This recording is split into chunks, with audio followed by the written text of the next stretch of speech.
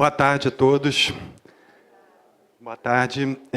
Eu queria me apresentar, eu sou o Nick Eres, do Meio Beat, do Digital Drops, e eu estou aqui a honra para apresentar o SESI Cultura Digital, que é realizado pelo Sistema Firjan, através do SESI Cultural, com curadoria do Ivan LP e da Daniela Breiner. Então, de hoje até sábado, dia 25, a gente vai ter palestras, debates, workshops e uma hackathon acontecendo tudo simultaneamente. Então, hoje, depois das palestras, às 5h30, a gente vai ter uma mesa sobre o mercado de games e às 7 horas uma mesa sobre o mercado de arte e tecnologia. Então, eu queria chamar ao palco meu amigo aqui, Afonso Solano, do Matando Robôs Gigantes, que ele vai falar um pouquinho sobre o projeto criativo do projeto.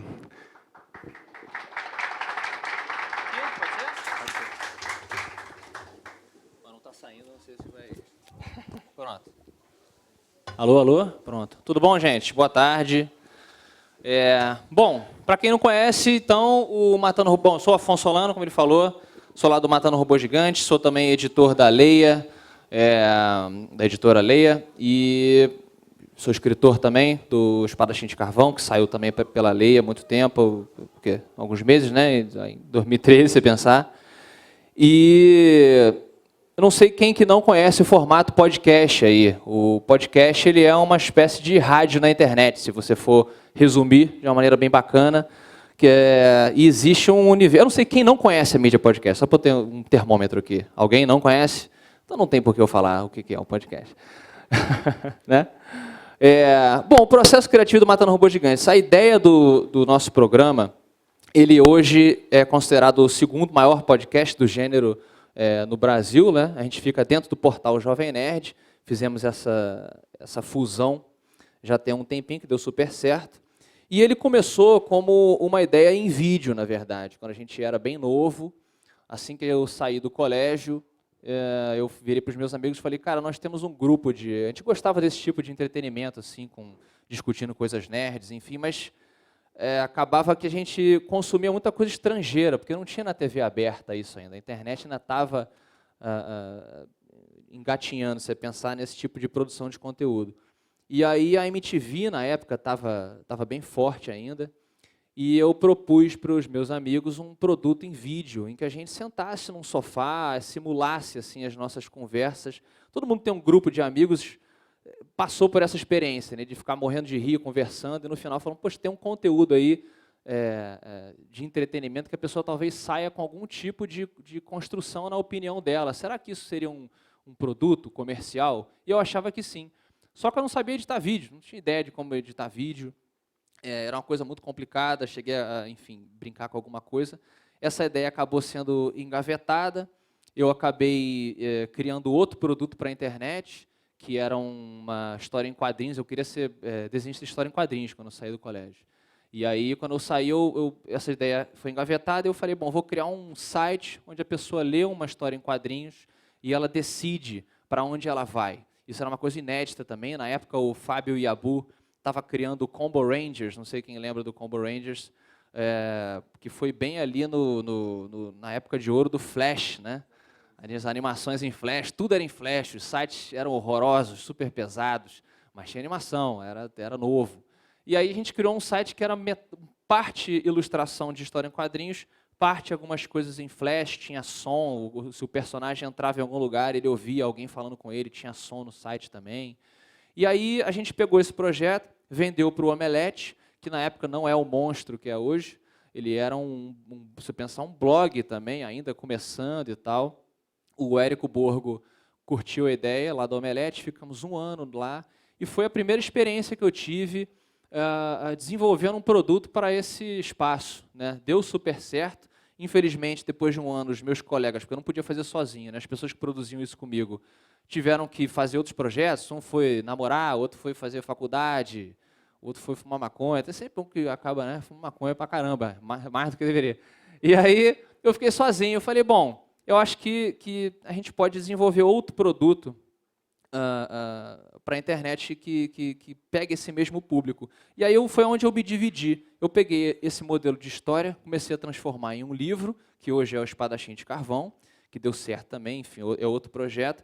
Mas aí eu peguei aquela velha história dos amigos conversando e falei, tá, onde eu estou agora na parte técnica? O que eu sei fazer? Eu sei editar áudio. Então, eu virei para o meu amigo Roberto, que hoje também está lá no Matando Robôs Gigantes. Ele sabia, ele mexia com mixagem, ele queria muito ser rapper, naquela época a gente era mais novo e tal. E aí ele me ensinou umas coisas de edição, eu ensinei algumas coisas para ele sobre essa parte de comunicação. Eu já tinha feito faculdade de desenho industrial, de publicidade, fiz cinema, fiz todas as que a minha avó pôde pagar, eu fiz, né? E fui pulando fora aos poucos, porque eu também estava buscando o que eu queria fazer. E aí a gente resolveu criar um emulador de conversa entre amigos. Mais ou menos essa foi a ideia do Matando Robôs Gigantes no começo. Eu não conhecia a mídia podcast quando a gente começou.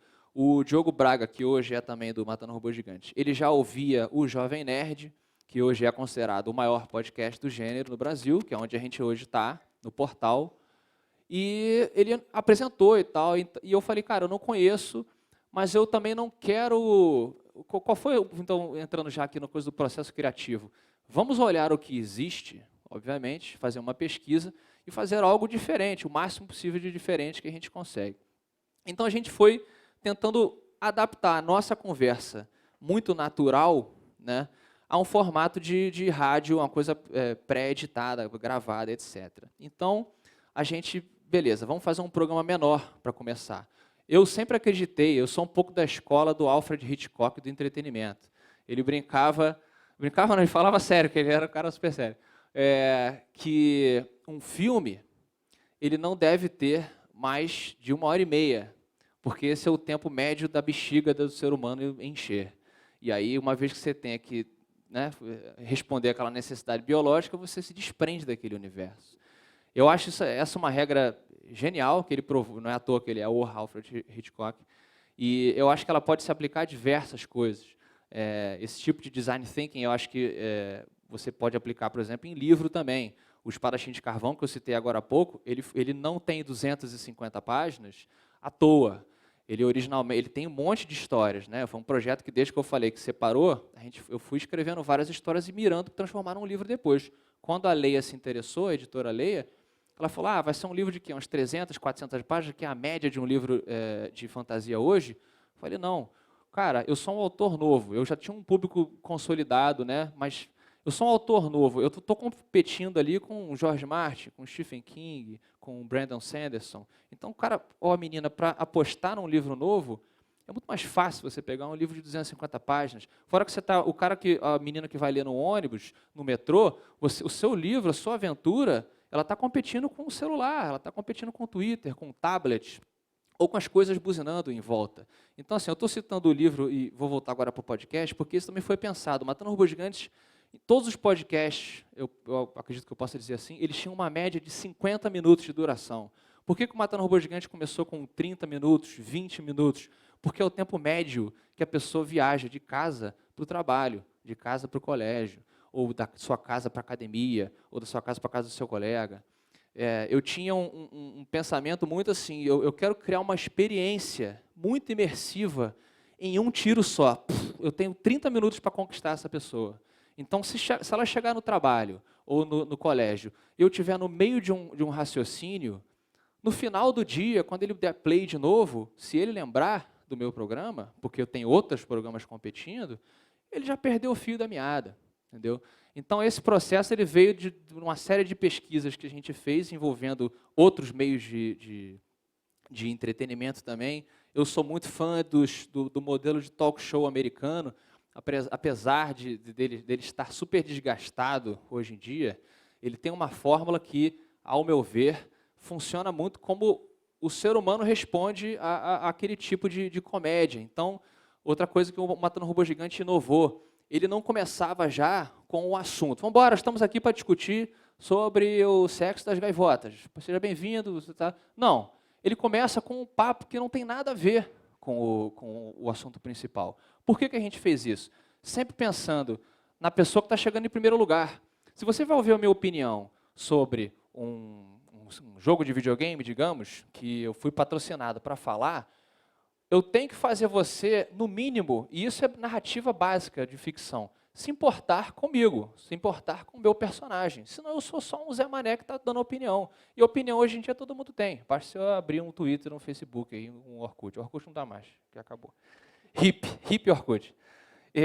Então, a conversa do começo, ela é o stand-up comedy do David Letterman ou do Johnny Carson. Por que eles entram ainda no programa do talk show? Oi, pessoal, boa noite. Pô, hoje eu estava no trânsito e não sei o quê, papai, conta uma piadinha. Você já dá uma risada, você naquele naquela situaçãozinha, você entende a personalidade dos 3 participantes do programa. Isso foi pensado, né? Não foi vamos sair falando. A maioria dos podcasts que a gente vê começando acha que eu sou um cara divertido, meus amigos são divertidos, eu vou simplesmente gravar a nossa conversa. Cara, não é bem assim. Para começar, que você está num meio de áudio. Então, outra coisa que também foi muito importante no processo de criação do Matando Robôs Gigantes, os efeitos sonoros, eles não eram utilizados nos podcasts quando a gente começou. O Matando Robôs Gigantes hoje ainda tem uma edição muito particular. A gente pegou emprestado os efeitos da época do rádio, né, tradicional, barulhinho, coisa engraçada, som, o cara está falando do rio, faz o barulho do rio, você está descrevendo uma cena de ação, começa no fundo uma música de ação. Agora, isso não foi simplesmente um floreio. De novo, o barulhinho do Matando Robô Gigante, vamos chamar assim, ele é uma espécie de estalo de dedo para chamar a atenção da pessoa que está ouvindo quando ela começa a se distrair com alguém que passou na rua, com um acidente que aconteceu, alguém te ligou. Então, a conversa está rolando, de repente você está um pouco distraído e rola um barulhinho. Aí você, opa, então você está o tempo todo, tem algum mobile de nenenzinho, né? Quando você quer chamar a atenção do neném, você fica, olha, isso aqui, isso é idiota. É isso aí que você faz. É isso aí que você faz com o barulhinho. Você está sempre chamando o cara, tem um negócio engraçado. E uma série de coisas que servem também para você de muleta, digamos, pela falta do visual no áudio, que é outra coisa importante. Então, eu vejo muita gente também começando nessa mídia de áudio, tentando colocar uma conversa visual sem adaptá-la ao meio de áudio. Então, você tem que pensar isso também. Quer dizer, as pessoas que estão envolvidas no Matando Robôs Gigantes, elas são pessoas que já tinham uma certa facilidade para contar histórias ou para se comunicar de uma maneira que não obrigatoriamente você estivesse olhando para a cara dela. Então, você tem que se preocupar se você está descrevendo alguma coisa, se você está falando para o seu amigo. No começo do Matando Robô Gigante, a gente simplesmente falava um olhando para a cara do outro. E a gente falou, não, cara, peraí, você tem que falar uma coisa meio novela, né? Tipo, João Vitor, o que você acha de não sei o quê? Pedro Augusto, Marina, você não sei o quê. Mas, ao mesmo tempo que não ficasse super artificial. Então, todo esse estudo foi muito importante para a construção do Matando Robô Gigante. A vantagem da internet é que você pode errar muitas vezes, né? O próprio Arnold Schwarzenegger fala muito isso, não tenha medo de errar. Se você buscar agora, você vai ver que até o 4º programa, 5º programa, a gente estava se encontrando ainda, né? E por não ser um produto na televisão, que você tem um risco imenso de investimento, você podia fazer um programa ruim mesmo. É ruim, é horrível. Se for passar um programa ruim, fraco, onde a gente ainda estava se encontrando, inclusive com os membros do programa também. Uma coisa que eu também acompanho às vezes em quem está começando essa mídia são pessoas que não são boas ou especialistas no assunto, que às vezes elas gostam, mas elas gostariam de ser. Então, o cara ele não é engraçado e ele faz um podcast de comédia. Isso é o que mais tem, cara, né? Ou o cara ele é fanho e ele quer ser o host do programa, sabe? Você pode ter um host fanho? Cara, eu acho que você pode. O gago, vamos botar gago, né? Que seja, estou aqui puxando. Cara, pode, mas você teria que ter um diferencial, alguma coisa muito. De novo, você está trabalhando só com áudio. Será que a pessoa vai entender o fio da construção da pergunta, se você é gago? E a gente vê muito isso, a pessoa que fala para dentro. Então, todas as nossas, digamos, os nossos defeitos de comunicação, porque nós tínhamos muitos e ainda temos, a gente está sempre olhando para ver o que pode ser corrigido, né? Você não pode relaxar nunca, né? Deixar o seu produto pronto. A própria migração do nosso produto Matando Robô Gigante para o YouTube, ela também está passando por uma experimentação. A gente, indo agora para o YouTube, no começo a gente simplesmente tentou replicar o mesmo modelo. E não é a mesma coisa, não adianta. Além de você estar com os vícios de gravar por anos só no áudio, você tem que se treinar. Não, agora eu tenho que fazer um gestual, agora eu tenho que olhar para o meu amigo, tenho que fazer uma brincadeira para a câmera. Você também tem que fazer... A gente está passando pelo mesmo processo, é muito interessante, que a gente passou quando a gente criou o Matando Robô Gigante, que é reavaliar tudo, olhar o que já existe. E a gente hoje está no programa, acho que 63, e mais ou menos pelos 70, a gente vai ter uma mudança completa, assim. A gente encarou de novo, a gente pode errar na internet, você pode experimentar, né? Então, a gente considera esses 60 e tantos programas como um grande experimento do público e nosso também. Ali, mais ou menos, no 70, a gente vai vir com um negócio que a gente acredita ser completamente novo, assim, uma coisa que não existe da maneira como a gente está apresentando. E acho que um resumo bacana é mais ou menos esse. A vantagem que o Matando Robô Gigante teve, depois de se unir ao Jovem Nerd, foi, nas próprias palavras do Alexandre Jovem Nerd, a de que a gente pulou muitas etapas que eles passaram, né? Eles como... É injusto falar que eles são pioneiros do podcast, porque teve gente que fez muita coisa boa antes deles, sim, tá?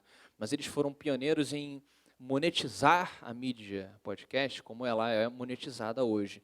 E quando eles entraram em contato conosco, foi uma coisa bem assim, gente, a gente está vendo que vocês estão crescendo muito rápido, mais rápido do que nós crescemos. Eles têm 10 anos, acho que quase 11 já. Nós temos metade, 5 anos.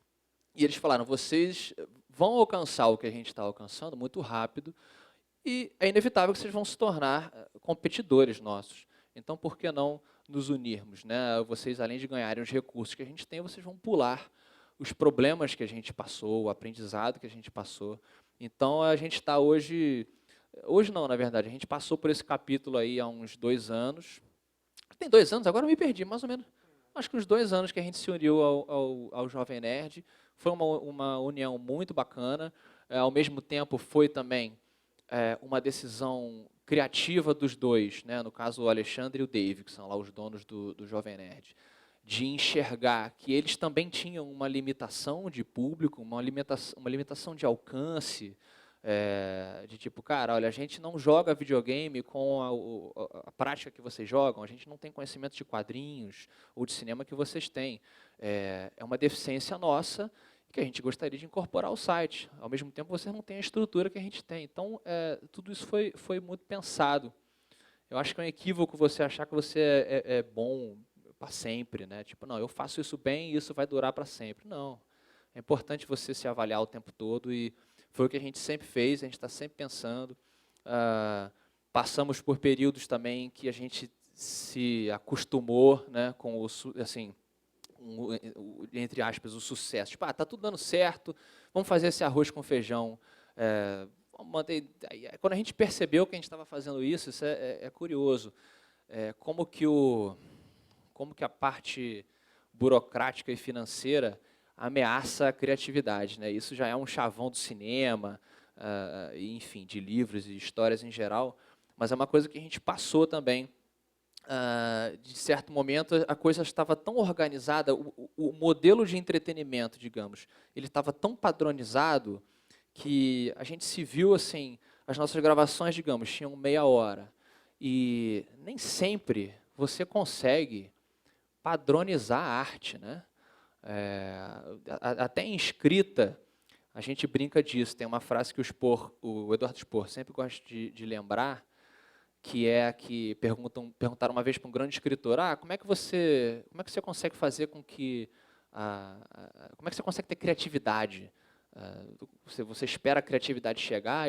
Esse grande escritor que ele cita, que eu esqueci agora o nome, falou, não, a diferença é que eu sento todo dia 9 horas da manhã e tem que sair alguma coisa, né? Eu padronizo. Só que, assim, tendo trabalhado como ilustrador, eu trabalhei como ilustrador há muitos anos também. Tem ilustradores aqui que eu já vi também. Cara, nem sempre vem a ideia, né? Às vezes você rabisca ali e fica uma porcaria. E o rabisco pode ser uma parábola para qualquer coisa que envolva criatividade. Então, se a gente chegou um momento que a gente, por exemplo, botou 30 minutos de gravação. Às vezes, em 30 minutos de gravação, não surge, a conversa não ficou muito engraçada. Sei lá por quê. Ou você não alcançou o cerne daquele filme que gerou uma discussão super polêmica. E a gente chegou numa época que era tipo assim, ó, 30 minutos, infelizmente acabou, vamos embora, porque a gente tem outras coisas para fazer. E foi um aprendizado muito legal, porque no momento que a gente percebeu isso, a gente parou e falou, não, peraí, a gente tem que repensar isso. Você não pode, você não pode simplesmente burocratizar o entretenimento. Claro que isso é uma linha de pensamento, essa é a minha opinião. Assim, pode ter gente que diz que não, você pode sim, existe um momento da criatividade, se você não conseguiu escrever uma piada boa, você vai fazer o show daquele jeito mesmo. Mas, enfim, a escola de entretenimento que eu curto, que eu acompanho, acredita num meio termo. Acho que você tem que saber padronizar as coisas e, ao mesmo tempo, dar espaço para você brincar, para você evoluir e tal. Então, o Matando Robô Gigante foi uma escola muito bacana. É uma mídia que é muito difícil você estudar, porque, como eu falei, o Jovem Nerd foi um pioneiro na monetização disso. Então, tem muita coisa que a gente está aprendendo. Por exemplo, uma coisa envolvendo o processo criativo na parte de marketing. É muito difícil. A gente encara como um desafio, na verdade. Eu gosto de falar sempre que é um desafio, porque eu acho que existe uma solução. O mercado publicitário ele ainda é muito fechado para o modelo da televisão, né? Então, quando a gente digo hoje Jovem Nerd, né? Nós somos todos Jovem Nerd hoje. Chegamos no mercado publicitário, a gente encontrou uma resistência ao modelo internético de monetização. Quer dizer, mas não tem intervalo comercial? Onde é que eu vou botar a propaganda? O YouTube solucionou um pouco isso, botando aquelas propagandas chatíssimas antes do coisa que todo mundo bota o adblock e pula. Pois é. Que eu não acredito, de novo, das pessoas que eu estudo, enfim, que trabalham com isso, também são muito contra esse modelo retrógrado. O próprio Felipe Neto, que é um cara super, super polêmico, enfim, ele inegavelmente é um cara também revolucionário nas coisas que ele desenvolveu, a maneira como ele monetizou a carreira dele, enfim, quer você goste dele ou não, porque ele é um cara que realmente polariza aí as opiniões, ele é um cara que enxergou essa diferença, ele é um cara que enxergou que o modelo televisão de propaganda vai morrer, entendeu? Vai morrer, não adianta, já está morrendo, a gente só não consegue enxergar porque eles não mostram. Para você descobrir esses números, eu já olhei, qualquer pessoa que for a fundo você consegue ver que está caindo para caramba, o público jovem na TV aberta, você vê que é isso, o público jovem ele não absorve mais a propaganda da maneira tradicional. E a maneira com que a gente começou a trabalhar foi a tradicional. Você assiste hoje um programa do Matando Robô Gigante, ele tem um momento em que você para e a gente fala, pessoal, a gente vai falar agora rapidinho sobre o patrocinador, que é um produto assim, produto assado, papapá. O que a gente conseguiu no começo dessa experiência já adaptar foi explicar para o anunciante que a gente tinha que falar a verdade, o que é muito difícil para muitos anunciantes. Aceitar que você fale a verdade, inclusive criticando o produto dele. A gente conseguiu provar por números que a gente pegando um jogo que, digamos, 2 pessoas do programa gostaram e uma não gostou, era muito mais interessante, gerava muito mais interesse do público do que se as 3 chegassem lá e falassem que o jogo era fenomenal, incrível, sensacional, você precisa jogar. Porque senão não tem mistério, senão, além da pessoa desconfiar, coisa estranha e tal, fica aquela coisa, porra, sabe, cadê o mistério da coisa? Cadê o, né? E fica realmente irreal. Então, isso foi uma vitória. A gente consegue hoje fazer produtos com uma crítica muito legal. De vez em quando a gente escorrega, sim, porque, de novo, ninguém tem a fórmula do sucesso. Às vezes a gente faz... às vezes não, mas recentemente a gente fez aí, tipo, 4, 5 programas enfileirados do mesmo anunciante, por conta de um erro nosso, cara, um erro nosso de agenda, e foi um tiro pela culatra. Digamos, o público ficou, cara, ficou demais isso aqui, não tem nada a ver, por mais que a gente estivesse falando super a verdade, a gente estava falando a verdade sobre os jogos, Então, de novo, é uma mídia difícil de você acertar da primeira vez. Você tem que errar bastante até você entender o modelo. Eu acredito que o novo formato do Matando Robô Gigante no vídeo, que eu citei que daqui a pouco vai entrar no ar, ele vai conseguir convencer o anunciante de que você pode pegar o seu produto e inseri-lo dentro da realidade da situação. O que o Porta dos Fundos fez com o Spoleto, eu acho um exemplo fantástico, né? Ele sacaneou o Spoleto pra caramba e você achou demais aquilo, porque é verdade. O Spoleto é aquela pressão a lá Jack Bauer na hora que você está fazendo o seu macarrão. É um absurdo. E eu acho que o futuro da propaganda na internet é esse. Infelizmente, ainda tem muita gente antiga com esse pensamento que, né, ainda está resistente, mas conforme a gente for mostrando que a coisa pode ser feita de um jeito muito mais orgânico, eu acho que a gente vai ganhar muito mais. E está sempre ligado com a sua criatividade, porque é muito mais fácil, seria muito mais arroz com feijão você fazer, como eu falei, para o programa, gente, vamos fazer, que nem o Ratinho falava, né? O Ratinho estava falando da pessoa que era deformada. Gente, fazer uma pausa no cara que é deformado, fala sobre barbatana e tubarão. Muito importante, barbatana e tubarão. Não tem nada a ver com o que você está falando. É porque era isso, ele não conseguia inserir a barbatana e tubarão no garoto que era deformado. Foi estranho pra caramba, né? Isso que eu falei. Mas talvez se ele usasse a criatividade, entendeu? Ele podia fazer uma, mas tal, e você nunca esquecer do garoto que era deformado, que tinha a barbatana e tubarão, que era importante você usar para os seus ossos e tal. Eu acho que essa é a melhor. Existem estudos que provam que você realmente aprende quando você está se divertindo. Então, a solução que a gente quer encontrar dentro do processo criativo do nosso produto é transformar o produto do anunciante em algo que a pessoa aprenda se divertindo. Acho que a gente tem conseguido em várias situações e outras a gente ainda está encontrando. Só para saber como é que eu concluo, a gente tem quanto tempo aí? Tá tranquilo? Então vou cantar uma canção para vocês. Bom, ramificações interessantes que vieram do Matando Robôs Gigantes. Isso também é uma filosofia, quer dizer, de negócio de cada um. Tem gente que não acredita nisso. Eu curto o modelo de negócio em que você ramifica, você estende os seus tentáculos para outras áreas, uma vez que o seu negócio principal deslanchou. O Matando Robôs Gigantes, ele nos deu outras oportunidades de negócios, além do próprio programa, por exemplo. Eu, como tinha já um interesse em escrever, enfim, contar histórias, quando estávamos lá, o Tech Tudo foi 2012? 2010, 2011, o Nick Ellis me convidou, ele estava lá no comecinho do projeto mesmo, ele me convidou para escrever a coluna de videogames dentro lá do Tech Tudo. E isso também foi um reconhecimento que veio do programa, quer dizer, ele já conhecia meu trabalho, enfim, e estava procurando pessoas que conversassem com esse público. E então comecei a escrever para lá. Foi também um lugar onde eu pude inovar, buscar um formato diferente de falar de videogame. Uma das coisas que deu super certo foi, de novo, o mesmo processo que eu fiz com Matando Robô Gigante. Eu olhei e falei, tá, como é que se escreve uma coluna de videogame hoje em dia? A pessoa dá a opinião do jogo ou ela simplesmente dá uma coisa mais jornalística. Então, como eu já gostava de escrever, tinha esse projeto do livro, enfim, já tinha esse estudo, eu comecei a escrever algumas das colunas como se eu fosse o personagem daquele jogo de videogame. Então, eu pegava um Fallout, por exemplo, que é uma série famosa de ficção científica, de videogame, e eu narrava como se eu fosse o personagem. Então, eu estou lá na Terra Devastada, ele está procurando alguma coisa, quase como se fosse um livro mesmo de ficção.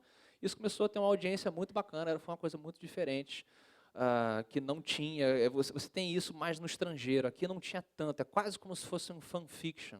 Tinha outro detalhe também que você ilustrava as colunas, né? Além de ser um conteúdo Exato. autoral, tinha a sua ilustração, ou seja, tinha a tua personalidade toda ali. Exatamente. A liberdade que o Nick me deu, que também é algo assim, que é raríssimo de você encontrar, né? O seu editor fala, cara, faz o que você quiser com a sua coluna.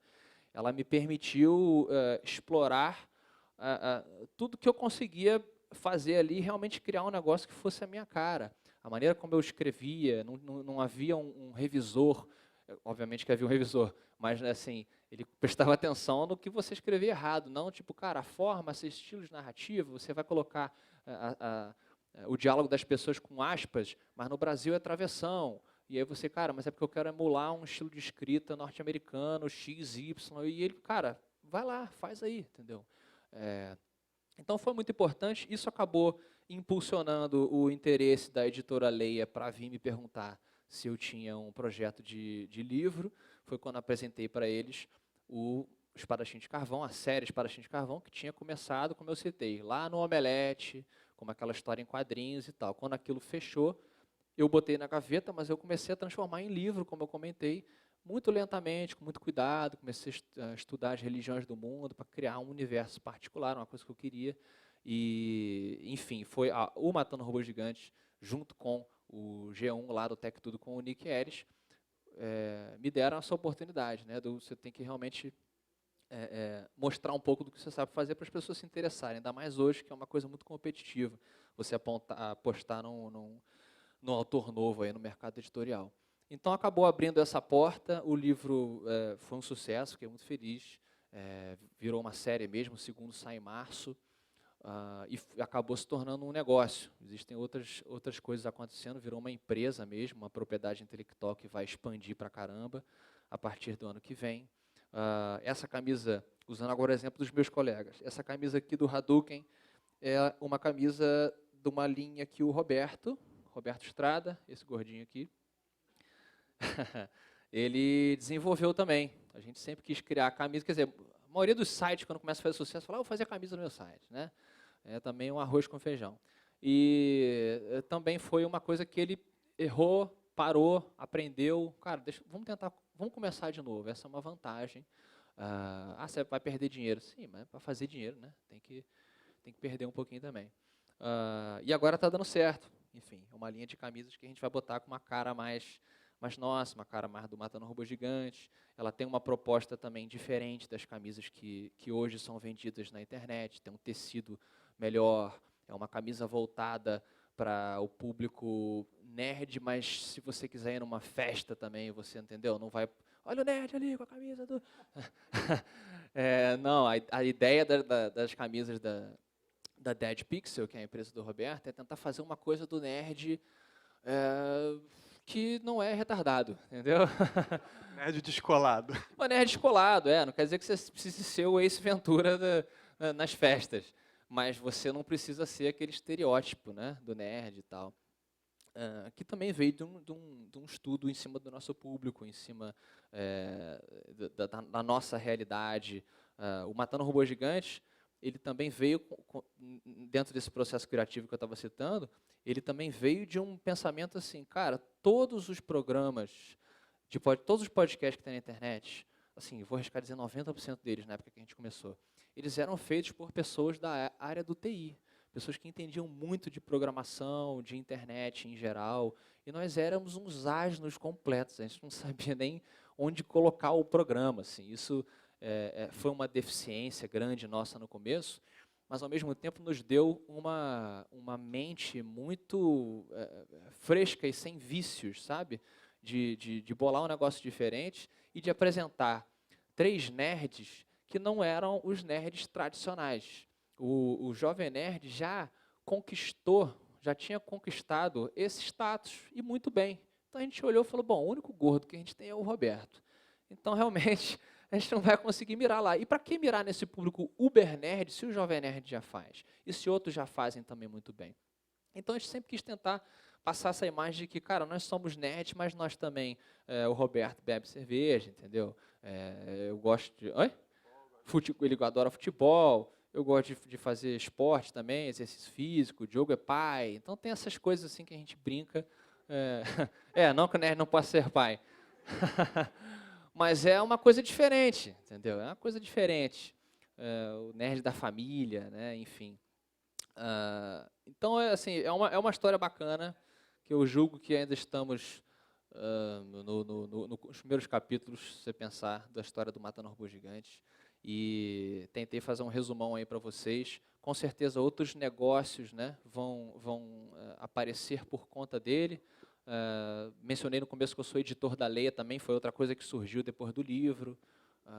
Então, foi uma história bacana, bacana dividir com vocês. Não sei se tem tempo para pergunta, acho que não tem, né? O nosso formato aqui Pois não... é, a gente até tem bastante tempo, porque a gente teve um imprevisto aqui, então se você quiser responder perguntas, acho que Que não tal tem a gente problema. fazer perguntinha? Vocês topam? Eu não sei se vocês têm pergunta, de repente. Sim, ele falou sim, ó. Ele tem Vamos a lá. pergunta.